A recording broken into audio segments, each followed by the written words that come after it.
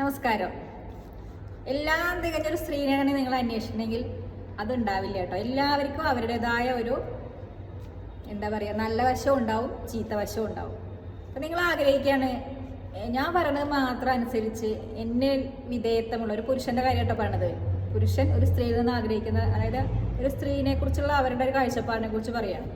അപ്പോൾ അവരങ്ങനെ വിചാരിക്കുക, ഒരു സ്ത്രീ ഞാൻ പറയണത് മാത്രം അനുസരിച്ചിട്ട് എൻ്റെ കീഴിൽ നിൽക്കണം. പണ്ടൊക്കെ ഉള്ള പോലെ, പണ്ടങ്ങനെയാണല്ലോ, ഈ ഭർത്താക്കന്മാരുടെ കീഴിലാണ് അവർ. ഭാര്യമാർക്ക് പുറത്തിറങ്ങാനോ അവരുടേതായ കാര്യങ്ങളൊന്നും അവർ തീരുമാനിക്കില്ല. അവരെപ്പോഴും ഈ ഒരാളെ ഡിപ്പെൻഡ് ചെയ്തിട്ട് ഇങ്ങനെ എല്ലാ കാര്യത്തിനും ഭർത്താവിൻ്റെ കീഴിൽ നിൽക്കുന്ന വിധേയത്തോടു കൂടി, അല്ലേ? സ്നേഹം ഉണ്ടാവും, സ്നേഹമില്ല എന്നല്ല, വിധേയത്വം കുറച്ച് കൂടുതലുള്ള സ്ത്രീകളെയാണ് അവർ ആഗ്രഹിക്കുന്നതെങ്കിൽ അവരെപ്പോഴും എന്താവും, ഡിപ്പെൻഡ് ആയിരിക്കും.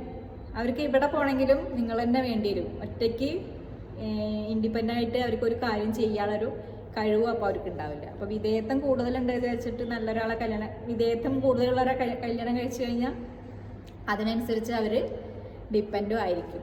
നിങ്ങൾ എല്ലാ കാര്യത്തിനും നിങ്ങളുടെ സഹായം അവർക്ക് വേണ്ടി, നിങ്ങളുടെ അല്ലെങ്കിലും വേറെ ആരെങ്കിലും സഹായമില്ലാതെ അവർക്കൊന്നും ചെയ്യാനുള്ളൊരു പ്രാപ്തി ഉണ്ടാവില്ല. അപ്പോൾ അതാണ് ഒരേ നാണയത്തിൻ്റെ രണ്ട് വശങ്ങൾ. ഏതൊരു സംഭവത്തിനും നല്ല വശം അതിൻ്റെ തന്നെ ഒരു മോശം ചീത്ത വശവും ഉണ്ടാവും. അപ്പോൾ ആരും പെർഫെക്റ്റ് അല്ല. ഒരാളെടുത്താണ്, ആണായാലും പെണ്ണായാലും ആരെടുത്താലും ആരും പെർഫെക്റ്റ് അല്ല. ഞാനിപ്പോൾ സ്ത്രീകളെ കുറിച്ചാണ് പറയുന്നത്. സ്ത്രീകളിൽ കുറിച്ചൊരു പുരുഷൻ്റെ കാഴ്ചപ്പാടിൽ വരുമ്പോൾ അപ്പോൾ എല്ലാം തികഞ്ഞൊരാളെന്നൊന്നും ആരും പ്രതീക്ഷിക്കരുത്.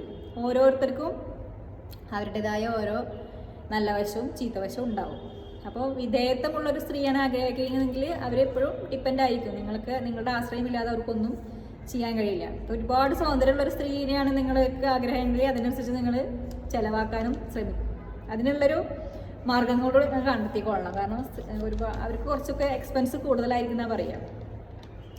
അവരുടെ ആ ഒരു സൗന്ദര്യം കാത്തു സൂക്ഷിക്കണ്ടേ, അതിനനുസരിച്ചുള്ള എക്സ്പെൻസ്. അത് അങ്ങനെ എല്ലാവരെയും കുറിച്ചല്ല കേട്ടോ, ആരെയും ഞാൻ ഹേർട്ട് ചെയ്യാൻ വേണ്ടിയിട്ടൊന്നും പറയുന്നതല്ല. പൊതുവായിട്ടൊരു കോമൺ ആയിട്ടുള്ള കാര്യങ്ങൾ ഇങ്ങനെ പറയുന്നതേ ഉള്ളൂ. ആരെങ്കിലും ഹേർട്ട് ചെയ്യുന്നുണ്ടെങ്കിൽ ഞാൻ മനഃപൂർവ്വമായിട്ട് ആരെയും വിഷമിപ്പിക്കാൻ വേണ്ടിയിട്ടൊന്നും ഒന്നും ഞാൻ പറയുന്നില്ല കേട്ടോ. പൊതുവേ ഉള്ള കാര്യങ്ങൾ പറയണമെന്നേ ഉള്ളൂ.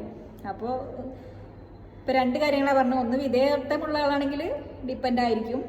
രണ്ടാമത്തത്, സൗന്ദര്യമുള്ള ആളാണെങ്കിൽ നിങ്ങൾ എക്സ്പെൻസും കൂടുതൽ പ്രതീക്ഷിക്കേണ്ടി വരും. എക്സ്പെൻസ് വരും, ചിലവാക്കേണ്ടി വരും. പിന്നെ ഇപ്പോൾ ജോലിക്ക് പോകുന്ന ഒരാളെയാണ് നിങ്ങൾ, ജോലിയുള്ളൊരു സ്ത്രീനെയാണ് ആഗ്രഹിക്കുന്നതെങ്കിൽ അവർക്കൊരിക്കലും വീട്ടിലെ കാര്യങ്ങളും ജോലി സ്ഥലത്തെ കാര്യവും രണ്ടും കൂടി ഒരുമിച്ച് ഒരേ രീതിയിൽ ഹാൻഡിൽ ചെയ്ത് പോകാനുള്ള പറ്റും. പക്ഷെ അവർക്ക് അത്രയധികം അവർ എഫേർട്ട് എടുക്കുന്നുണ്ടാവും. അപ്പോൾ അതിനനുസരിച്ചുള്ള വിഷമം അവർക്ക് ഉണ്ടാവും. അപ്പോൾ അതുകൂടെ മനസ്സിലാക്കേണ്ടി വരും. രണ്ടും ഒരുപോലെ ഹാൻഡിൽ ചെയ്ത് കൊണ്ടുപോകാൻ ഉള്ളൊരു ബുദ്ധിമുട്ടുണ്ടാവും. അപ്പോൾ സപ്പോർട്ട് ആവശ്യമാണ്. ജോലിക്കാരെ ആവശ്യമുള്ളവർ ഒപ്പം വീട്ടിലെ ജോലി ചെയ്യാനും കൂടെ സഹായക മനസ്സിലും കൂടെ ആവുക. ഇപ്പം സ്ത്രീകൾ അങ്ങനെയാണ്, ജോലി കഴിഞ്ഞാൽ ഓടി പടഞ്ഞിട്ട് വരിക വീട്ടിലത്തെ ജോലി ചെയ്യണ്ടേ. അപ്പോൾ രണ്ടും കൂടെ ഹാൻഡിൽ ചെയ്യുമ്പോൾ ഒരു മാനസിക സമ്മർദ്ദം ഉള്ളവരായിരിക്കും ജോലിക്ക് പോകുന്നവരൊക്കെ. അപ്പോൾ അതിന് വേണ്ടിയിട്ട് എന്ത് വേണം, സപ്പോർട്ടും കൂടെ വേണം. അപ്പോൾ ജോലിക്കാരെ മാത്രം പ്രതീക്ഷിച്ചിരുന്നു കഴിഞ്ഞാൽ ജോലിയുള്ളവർ മാത്രമായിട്ട് മതിയെങ്കിൽ വീട്ടിലെ കാര്യങ്ങൾ സപ്പോർട്ടീവായി നിൽക്കുക. പിന്നെ ചിലവർക്ക് തന്നെ ജോലിക്കൊന്നും പോകുന്നതേ ഇഷ്ടമല്ല. ജോലിക്ക് പോകണ്ട, വീട്ടിലെ കാര്യങ്ങൾ നോക്കി വീട്ടമ്മയായി ഇരിക്കുകയാണെന്നുള്ള ഒരു ആഗ്രഹമുള്ളവരാണെങ്കിൽ പിന്നെ അവരെ കയ്യിൽ നിന്ന് വരുമാനം പ്രതീക്ഷിക്കരുത്. ജോലിക്കൊന്നും പോകാതെ പിന്നെ വരുമാനം ഉണ്ടാക്കാൻ പറ്റില്ല. പിന്നെ എപ്പോഴും പരാതി പറഞ്ഞിട്ടൊന്നും കാര്യമില്ല. ഞാൻ മാത്രം തെണ്ടിച്ചിട്ടല്ലേ കൊണ്ടുവരണം, അല്ലെങ്കിൽ ഞാൻ മാത്രം അധ്വാനിച്ച് കൊണ്ടുവരണോണ്ടല്ലേ ചിലവാക്കണമെന്നൊക്കെ പറഞ്ഞിട്ട് പറയുമ്പോൾ ആലോചിക്കുക, ഇവരെന്നെ ജോലിക്ക് പറഞ്ഞയക്കാത്തതുകൊണ്ടല്ലേ അവർ പോവാത്തത്. സ്ത്രീകളെ ജോലിക്ക് പറഞ്ഞയച്ചു കഴിഞ്ഞാൽ അവരും വരുമാനം കൊണ്ടുവരുമല്ലോ. അപ്പോൾ വീട്ടമ്മ മാത്രമായിരിക്കണം എന്ന് ആഗ്രഹിക്കുന്ന ഒരാളായി നിന്ന് വരുമാനം പ്രതീക്ഷിക്കരുത്. വരുമാനം പ്രതീക്ഷിക്കുന്നുണ്ടെങ്കിൽ, ജോലിക്ക് പോകുന്നുണ്ടെങ്കിൽ അവരെ വീട്ടിലെ കാര്യങ്ങൾ കൂടെ ഹെൽപ്പ് ചെയ്യാൻ വേണ്ടിയിട്ടുള്ള സഹായങ്ങളും കൂടെ നമ്മൾ ചെയ്തു കൊടുക്കുന്നവരായിരിക്കണം. എന്നാലല്ലേ നമുക്ക് അവരെ മാനേജ് ചെയ്ത് കൊണ്ടുപോകാൻ പറ്റും. നമുക്കൊരു ലെവലുണ്ട് അല്ലേ, നമ്മളുടെ ഒരു ബാലൻസ്, ലൈഫ് ബാലൻസ് ചെയ്ത് കൊണ്ടുപോകണമെങ്കിൽ കുറച്ച് നമ്മളെല്ലാ കാര്യങ്ങളും നല്ലതിലേക്ക് മാത്രമേ നോക്കുന്നുള്ളൂ. അങ്ങനെ നല്ലത് മാത്രം നോക്കുമ്പോൾ അതിൻ്റെ അപ്പുറത്തുള്ള ആ മോശം വശങ്ങളിലേക്ക് നോക്കാനുള്ള ഒരു കഴിവും കൂടെ അവർക്ക് വരുന്നില്ല. അപ്പം അങ്ങനെ രണ്ട് വശങ്ങളുണ്ടെന്ന് മനസ്സിലാക്കിയാൽ മതി. ഇപ്പോൾ ഒരു നല്ല പ്രാപ്തിയൊക്കെ ഉള്ള, ഇപ്പോൾ ഒരു നേതാവോ, ഇപ്പം നമ്മൾ പണ്ടത്തെ ഇന്ദിരാഗാന്ധിയൊക്കെ, ഇന്ത്യയുടെ ആകെ ഒരു വനിതാ പ്രധാനമന്ത്രിയുള്ള. അപ്പോൾ അവരെ അങ്ങനെ നല്ല എന്താ പറയുക മഹത്തായ ഒരു സ്ത്രീനെയാണ് നിങ്ങൾ ആഗ്രഹിക്കുന്നതെങ്കിൽ അവരുടെ തീരുമാനങ്ങളും അവരുടെ എന്താ പറയുക അവരപ്പോൾ കുറച്ച് ഹാർഡായിരിക്കും, കഠിനമായിരിക്കും. അവരപ്പോൾ അവരിൽ നിന്ന് നിങ്ങളൊരു എന്താ പറയുക സോഫ്റ്റ് ആയിട്ടുള്ളൊരു സ്ത്രീനെ പ്രതീക്ഷിക്കരുത്. എന്നുവെച്ച് സ്നേഹമൊന്നുമില്ല എന്നല്ല, പക്ഷെ ആ ഒരു അപ്പോൾ അവരുടെ ഒരു ലെവലിനനുസരിച്ചുള്ള ചിന്താഗതികളാവും അവർക്ക് വരിക. കുറച്ച് മഹത്തായ കാര്യങ്ങളാകുമ്പോൾ അവർ ഉറച്ചതായിരിക്കും. അവർക്ക് അവരുടെ ഉറച്ച തീരുമാനങ്ങളും അവർ എടുക്കുന്നത് ഉറച്ചതാവും, നല്ല കഠിനമായ തീരുമാനങ്ങളാവും. അതിനൊന്നും അവർക്കൊരു പേടിയൊന്നും ഉണ്ടാവില്ല. അപ്പോൾ അത് അവരുടെ ആ ഒരു ലെവലാണ് വെച്ചിട്ടാണ്. അപ്പോൾ നിങ്ങൾ അങ്ങനത്തെ ഒരു സ്ത്രീയാണ് ആഗ്രഹിക്കുന്നതെങ്കിൽ അപ്പോൾ അതിനനുസരിച്ചിട്ടുള്ള അവർ അത്രയും നല്ല ബോൾഡും സ്ട്രോങ്ങും ഒക്കെ ആയിരിക്കും എന്നുള്ളതും കൂടെ മനസ്സിലാക്കണം. പിന്നെ ധൈര്യശാലികൾ, ഇപ്പോൾ നല്ല ബ്രേവായിട്ടുള്ള അതുപോലെ തന്നെയാണ്. ധൈര്യശാലികളാകുമ്പോഴും അത് തന്നെയാണ്. അവർക്ക് അവരുടേതായ ഉറച്ച തീരുമാനങ്ങൾ ഉണ്ടാവും, അവരുടേതായ അഭിപ്രായങ്ങളൊക്കെ ഉണ്ടാവും. അപ്പോൾ ഞാൻ പറയുന്നത് മാത്രമേ കേൾക്കാവൂ, ഞാൻ പറയുന്ന കാര്യങ്ങളാണ് ശരിയെന്ന് മാത്രം വാദിക്കാനൊന്നും പറ്റില്ല. അപ്പോൾ എന്താ പറയുക, രണ്ടാൾക്കും ഓരോരുത്തർക്കും അവരുടേതായൊരു, അതായത് ധൈര്യശാലികളാകുമ്പോൾ അതനുസരിച്ച് അവർക്ക് കുറച്ചും കൂടെ അവർ ബോൾഡായിരിക്കും. അപ്പോൾ എല്ലാവരെയും ഒരേ അളവിൽ കണക്ട്, ഓരോരുത്തരും അവരവരുടേതായ രീതിയിൽ അവരവർക്കുള്ള കഴിവുകളും അവരവരുടേതായ എല്ലാം ഉണ്ടാവും. പക്ഷേ അതിൻ്റെ ഒപ്പം അതിൻ്റെയൊക്കെ ഒരു നെഗറ്റീവ് വശം കൂടെ ഉണ്ടാവും, എല്ലാവരിലും ഉണ്ടാവും. അത് സ്ത്രീകളിൽ മാത്രമല്ല, എല്ലാ പുരുഷന്മാരിലും ഉണ്ടാവും, എല്ലാവരിലും ഉണ്ട്. ഓരോ സ്ത്രീക്കും അവരുടേതായ നല്ല വശം ഉണ്ടാവും, നല്ല കാര്യങ്ങളൊക്കെ ചെയ്യാനുള്ള എല്ലാ ഇതും ഉണ്ടാവും. നമ്മളെന്താ വെച്ചിട്ട് ഓരോരുത്തരും ഇപ്പോൾ കല്യാണം കഴിച്ച് കുറച്ച് കാലം കഴിഞ്ഞാൽ പറയും, അയ്യോ എന്താ പറയുക ഇതിനെ കൊണ്ട് തോറ്റുപോയി. ഓരോരുത്തരും ആ കുറച്ച് കാലത്തെ ആ ഒരു ഇഷ്ടവും സ്നേഹമൊക്കെ കുറച്ച് കഴിഞ്ഞ് അങ്ങോട്ട് പോയി കഴിഞ്ഞാൽ പിന്നെ അവർക്കൊക്കെ ഒരു ബാധ്യത പോലെയാണ്, അല്ലെങ്കിൽ ഒരു ഭാരം പോലെയൊക്കെ ആയിട്ട് തോന്നും. അപ്പോൾ ഇതിനെക്കാട്ടി മെച്ചമുള്ളതാണ് അപ്പുറത്തുള്ള ഒരാളെ സ്ത്രീകളെ കാണുമ്പോൾ തോന്നുകയാണ്, എൻ്റെ ഭാര്യനെക്കാട്ടിയും നല്ല പെണ്ണാണ് അത്, അല്ലെങ്കിൽ അതിനെക്കാട്ടിയും കഴിവുള്ളതാണെന്ന് വിചാരിക്കുമ്പോൾ ആ വ്യക്തിക്ക് വേറൊരു നെഗറ്റീവ് വശം ഉണ്ടാവും. നമ്മളത് അറിയുന്നില്ല, നമ്മൾ പുറത്തുനിന്ന് നോക്കുമ്പോൾ കാണുന്നതാണ്. അപ്പോൾ പലപ്പോഴും അതൊന്നും നമ്മളൊക്കെ ഒരാടത്തിൽ നഷ്ടപ്പെടുമ്പോഴായിരിക്കും അത്രയും അതിൻ്റെയൊക്കെ ഒരു വാല്യൂ മനസ്സിലാവുക. അപ്പോൾ ഫസ്റ്റ് കല്യാണം കഴിച്ചിട്ട് നമ്മളിപ്പോൾ നമ്മുടെ ഭാര്യ മരിച്ചു, നിങ്ങളുടെ ഭാര്യ കേട്ടോ, നമ്മുടെ ഭാര്യ എന്നല്ല, ഭാര്യ മരിച്ച ഒരാളാണെങ്കിൽ അവർ ശരിക്കും ആ ഒരു വാല്യൂ മനസ്സിലാക്കിയപ്പോഴാണ്, അപ്പോഴായിരിക്കും അറിയാം നമ്മൾ വീട്ടിൽ ചെല്ലുമ്പോൾ ആ ഒരാളുടെ ഒരു മിസ്സിങ് ഉണ്ടല്ലോ. നമ്മൾ കയറി ചെല്ലുമ്പോഴേക്ക് സ്ത്രീകളിപ്പോൾ ജോലിക്ക് പോകുന്നവരായിക്കോട്ടെ അല്ലാത്തവരായിക്കോട്ടെ എങ്കിലും വീട്ടിലുള്ളപ്പോൾ ആ ഒരു വീട് നോക്കുന്ന ഒരു രീതിയും ആ ഒരു സ്ത്രീ വീട്ടിലില്ലാത്തപ്പോൾ, ഒരു വീടിൻ്റെ വിളക്ക് എപ്പോഴും ഒരു സ്ത്രീയാണ്. ഒരു സ്ത്രീക്കാണ് ഒരു വീടിനെ എന്താ പറയുക നരകമാക്കാനും സ്വർഗമാക്കാനും കഴിവുള്ളതാണ് സ്ത്രീകൾ എന്നാണ് പൊതുവെ അങ്ങനെയാണ് പറയുക. സ്ത്രീകളുടെ കയ്യിലാണ് അതൊരു വീടിൻ്റെ വിളക്ക് സ്ത്രീയാണ്. അപ്പോൾ ആ ഒരു സ്ത്രീ, അപ്പോൾ നമ്മൾ വിചാരിക്കും വേറൊരു സ്ത്രീ കാണുമ്പോൾ നമ്മളെ വീട്ടിലെ സ്ത്രീകളെ നമുക്കപ്പോൾ തോന്നുന്നുണ്ട് ഇത് കുറവാണെന്നുള്ളത്. പക്ഷേ ഈ ഒരു സ്ത്രീക്കുള്ള കഴിവായിരിക്കില്ലേ മറ്റൊരു സ്ത്രീകൾ, ആ സ്ത്രീകളുടെ കഴിവുകൾ ഈ സ്ത്രീകൾ. അപ്പോൾ ഓരോരുത്തർക്കും അവരവരുടേതായ ഓരോ വിലകളും അവരുടേതായ കഴിവുകളും ഒക്കെ ഉണ്ടാവും.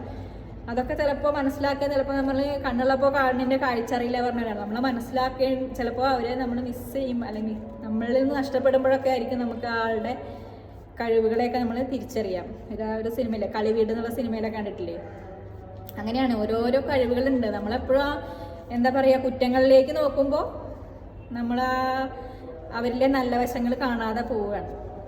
അപ്പോൾ എല്ലാവർക്കും അവരവരുടേതായ കഴിവുകളും അവരവരുടെ നല്ല നല്ല വശങ്ങളൊക്കെ ഉണ്ടാവും.